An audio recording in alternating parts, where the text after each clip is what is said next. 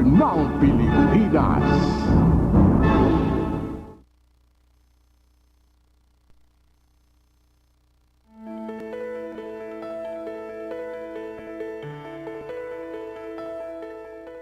It is normal for children to go around exploring as they develop their physical as well as their cognitive skills. But it can also expose these youngsters to different illnesses. These include the common cold, asthma, or even a fever. Today on the program, we'll talk about common childhood illnesses and how to maintain a healthy environment for our kids as they get older. I'm Dr. Freddy Gomez, and welcome to Medtalk Healthtalk on CNN Philippines.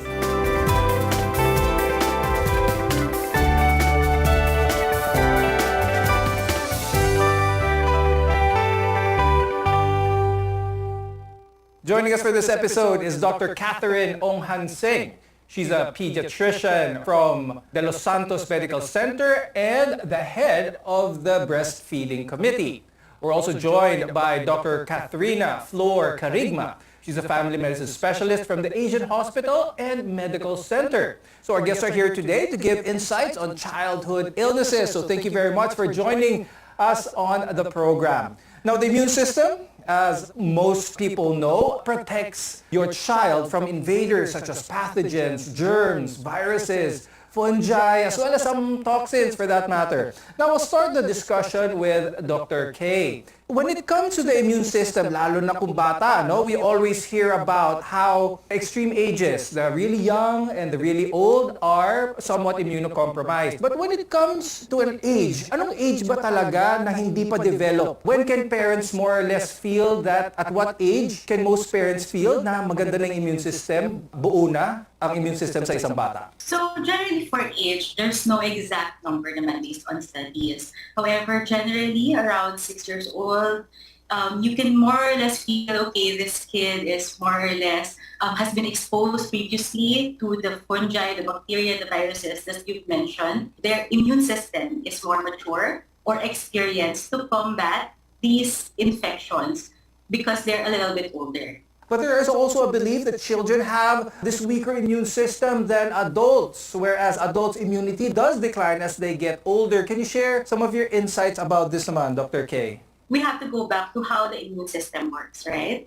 So the immune system works by, once you are exposed to a particular pathogen, bacteria, or virus, that's the time when your body can react to it and make the antibodies to protect itself. So in that concept, when you are younger, when you're a baby, when you're very young, you have not been exposed yet. So that is why you are more prone to develop the infections and the symptoms because you have not yet mounted a protection against these infections. Now let's talk about some of the more common illnesses dito sa Pilipinas and where our children are more exposed to because they can range anywhere from the common cold to even chicken pox. Now, Doc Katz, pag-usapan naman natin yun, some of the more common things that our children are exposed to, lalo na mga Filipino children, and let's talk about some of the symptoms. There are many, but some of the more common ones, pag-usapan natin, lalo na ngayon sa balita, chicken pox. Ang chicken pox ba, Dr. Katz, pareho ba ng monkeypox? No, it's a different causative agent, so magkaiba siya. Monkeypox and chickenpox. Chickenpox is usually seen during the dry season. So we have 2 seasons, right? Dry and wet season. But the monkeypox is different. It came from other parts of the world. Chickenpox is usual for dry season and usually contagious dun sa mga usually magkakalaro, magkakapatid. Pag dry season, mas dumadami siya. Now let's talk about another common illness with children here in the Philippines and that is pneumonia. Please talk about that, Dr. Katz. Paano ba nagkaka-pneumonia ang mga bata madalas dito sa Pilipinas? Usually pneumonia, it comes from if ever the kid or the person is exposed to a pathogen like bacteria or virus and mahina yung immune system natin. That's why it doesn't mean na pawisan, magkaka-pneumonia. Ang causative agent palagi ng pneumonia is either bacteria or virus. When it comes to pneumonia, is this similar sa isang batang nagkaroon ng trangkaso? Eventually, magkakaroon ba ng pneumonia? Pag sinabing may trangkaso ang bata, papunta rin ba ito sa pneumonia? First is you have to parang identify what is the cause of trangkaso or what we call as the flu. So the flu is caused by the influenza virus. And generally, the symptoms for this would be more or less similar, right, to what children with pneumonia might experience. So they may have fever, cough, colds. However, with flu, sometimes because it's a viral infection, more prominent as well would be weakness, body pains, they might have a loss of appetite. And then generally, a child with flu does not necessarily mean that they'll develop pneumonia. But there are conditions wherein we say that there can be bacterial superinfection as well, wherein because they have the flu, their immune system is weaker because they're sick, they can be more prone to develop bacterial infections on top of what they already have, which is the flu infection. Now, pag-usapan natin, another illness that is common among Filipino children here is asthma. Now, Dr. K, pag-usapan natin a little bit. Ang batang may asthma, habang bata pa siya, younger than 6-year-old, can they outgrow that? For asthma naman, because it's basically an allergic condition, right? It means that because your family members, your father, your mother, or someone in your family has asthma before, so you have a tendency to have asthma as well. Now, asthma and these allergic conditions are lifelong. It means that there is no treatment to really forever cure you of the disease. But yes, in fact, some asthma may be more active while you were younger, and then when you get older, it may undergo a period of quiescence. Parang it's not as active, but your risk is still there. Like when you get older, especially if you have an infection where you're immune or you're exposed to triggers, it can get reactivated. So periodic reevaluation is still important. Okay, so later we'll talk about the severe complications that can cause serious damage to your child's health. We're your connection to better health. This is Medtalk Health Talk.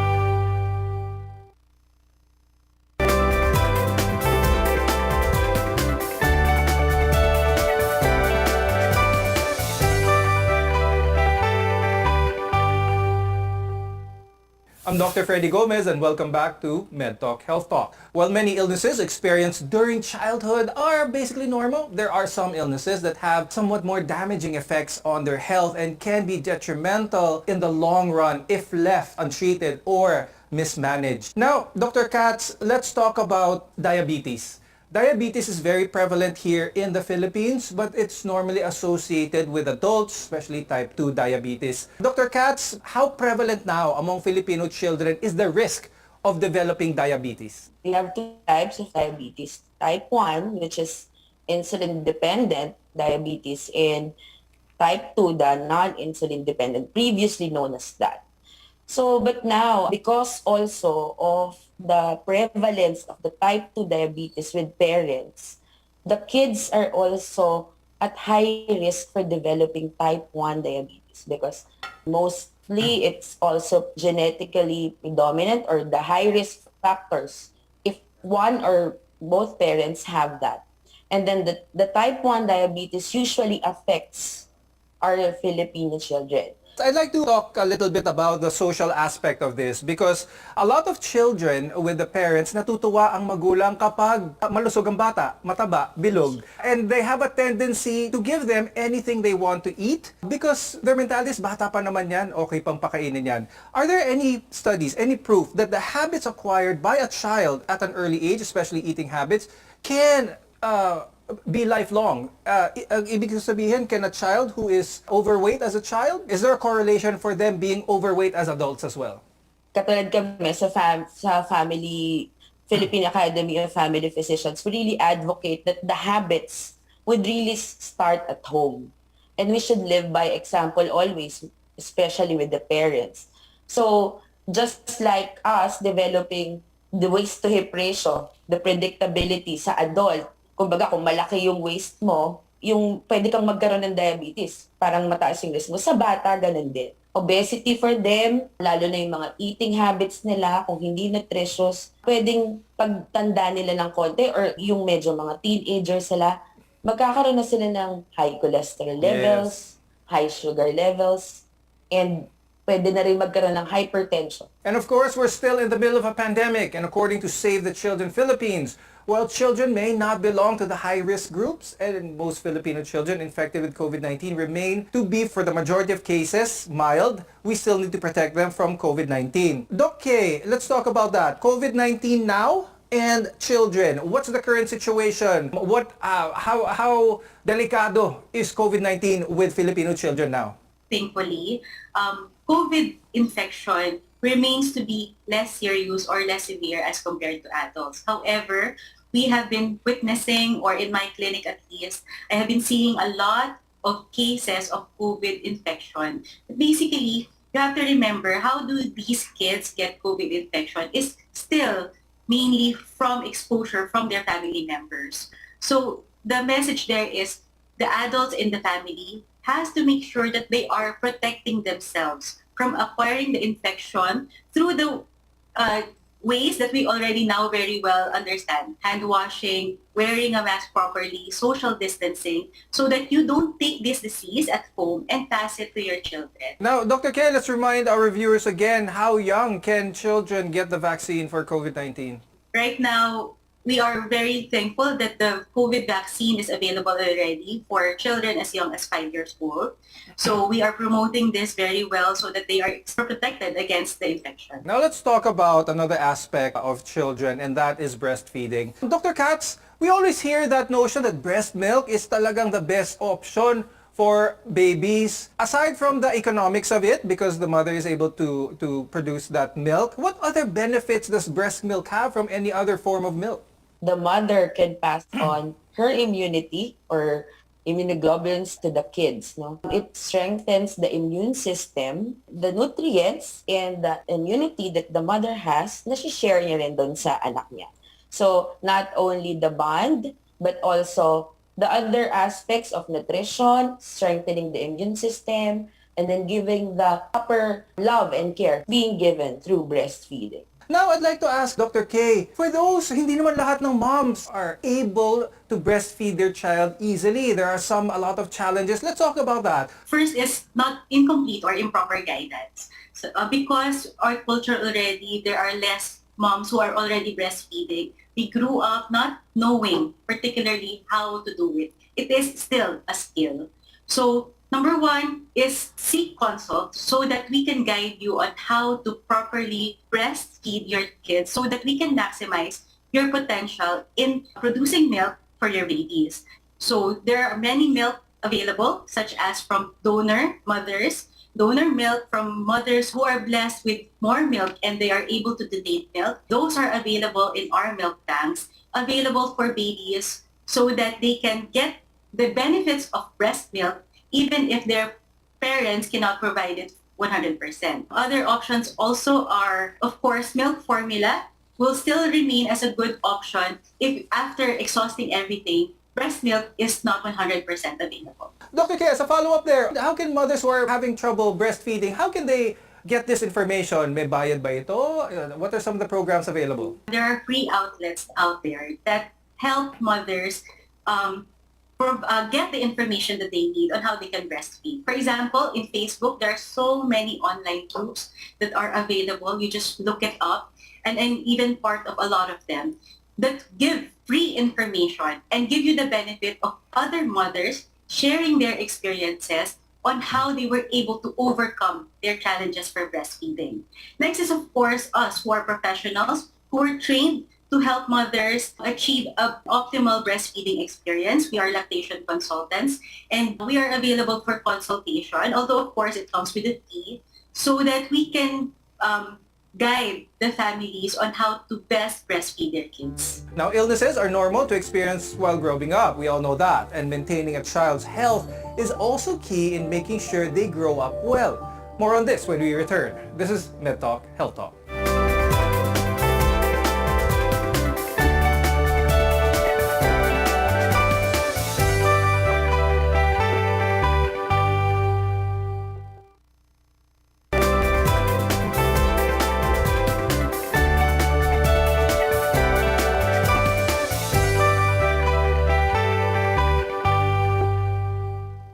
I'm Dr. Freddy Gomez, and welcome back to Medtalk, Health Talk. It's essential for every parent to do their best to keep their child healthy. Now, a key element to this is making sure they take the right nutrition in order to develop properly. Dr. Katz, pag-usapan naman natin ngayon nutrition na dapat para sa bata. We talked about this a little bit earlier, but let's dive into it a little bit more because we've all heard of the food pyramid. How important is this as a nutrition guide for children? It's very important na makita natin yung food pyramid, lalo depende rin kasi yan kung ano yung age ng bata. But yun yung guide natin for us to know what to give our kids. Example, for younger kids, masyado silang hyper, diba? Masyado silang, they need energy.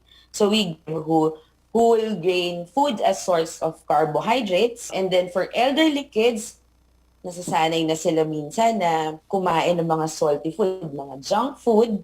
So kailangan mag-offer tayo, and we have to make, we as parents and in the family, we offer healthy foods na kaya nilang kainin and parang similar doon sa taste nila.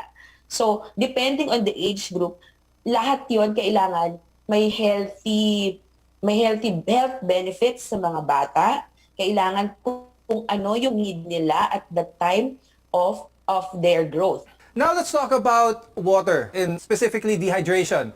Dr. Katz, is dehydration in a child the same as an adult who is getting dehydrated? Usually, our children are prone to dehydration. A child can develop dehydration even just for 3 bouts of loose bowel movement or vomiting.